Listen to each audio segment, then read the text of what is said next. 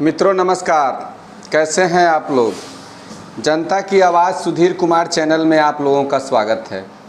मित्रों, मैं प्रतिदिन न्यायालय से संबंधित, सरकार से संबंधित और जनता से जुड़े हुए कुछ ऐसे विषय होते हैं, सोचता हूं कि आप लोगों को अवगत करा दूं। इसी के तहत एक सुप्रीम कोर्ट में एक विचार करने के लिए राजस्थान सरकार ने एक याचिका दायर की है। उसके हिसाब से क्या है कि राजस्थान हाई कोर्ट ने एक कैदी को संतान प्राप्ति के लिए पैरोल राजस्थान हाई कोर्ट द्वारा दिया गया था, जिसके खिलाफ में राजस्थान सरकार गई है सुप्रीम कोर्ट इस पर विचार करने के लिए। हो सकता है कि अगर सुप्रीम कोर्ट इस पर विचार करे तो आने वाले समय में एक नया सर्कुलर ये भी बन सकता है कि कैदी को भी संतान प्राप्ति के लिए, वंश वृद्धि के लिए कुछ दिनों की पैरोल इस आधार पर भी दी जा सकती है। क्या किसी सजा याफ्ता कैदी को महज इस आधार पर पैरोल दी जा सकती है कि उसे अपने वंश को आगे बढ़ाने के लिए संतान चाहिए? इस मुद्दे की जांच अब सुप्रीम कोर्ट करेगा। सुप्रीम कोर्ट में राजस्थान सरकार ने राजस्थान हाई कोर्ट के एक फैसले को चुनौती देते हुए एक याचिका दायर की है। इस फैसले में हाई कोर्ट के एक कैदी को संतान प्राप्ति के लिए 15 दिन पैरोल पर रिहा करने का आदेश दिया है। सुप्रीम कोर्ट ने इस मामले पर अगले सप्ताह सुनवाई होने की संभावना है। सुप्रीम कोर्ट के समक्ष सोमवार को राजस्थान सरकार के वकील ने इस मामले का उल्लेख किया। उन्होंने कहा कि हाई कोर्ट के इस आदेश के बाद दूसरे कैदी भी इसी आधार पर पैरोल की मांग कर रहे हैं।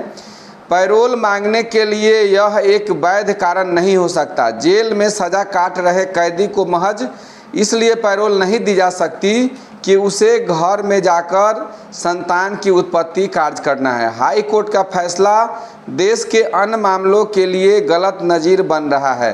इस पर रोक लगाई जानी बेहद है।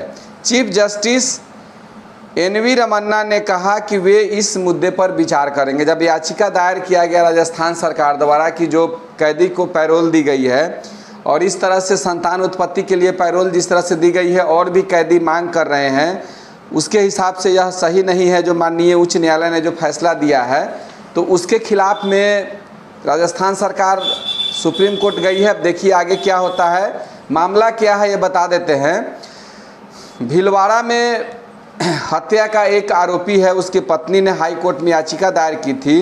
दरअसल राजस्थान के भीलवाड़ा में हत्या के मामले में उम्र कैद की सज़ा काट रहा एक कैदी नंदलाल अजमेर जेल में बंद है। उसकी पत्नी ने संतान प्राप्ति के मौलिक अधिकार का हवाला देते हुए पत्नी को पैरोल पर रिहा करने की मांग की थी।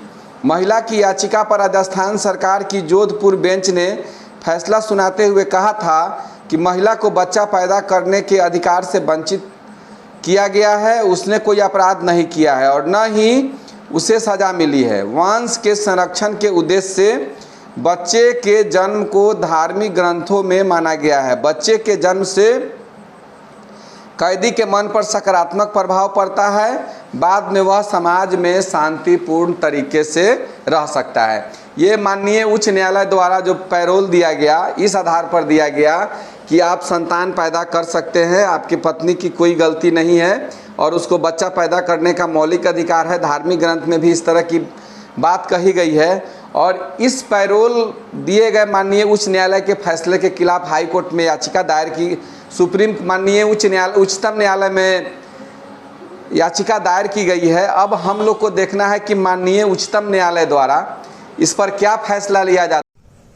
माननीय राजस्थान उच्च न्यायालय द्वारा जो फैसला लिया गया है, अब इस पर देखिए आने वाले समय में माननीय उच्चतम न्यायालय द्वारा क्या फैसला लिया जाता है। अगर इस तरह का फैसला, इस तरह का अगर पैरोल देने का, अगर माननीय उच्च न्यायालय के फैसले को अगर माननीय सुप्रीम कोर्ट द्वारा मान लिया जाता है, तो यह फैसला आने वाले उन कैदियों के लिए एक वरदान साबित हो जाएगी जिनको बाल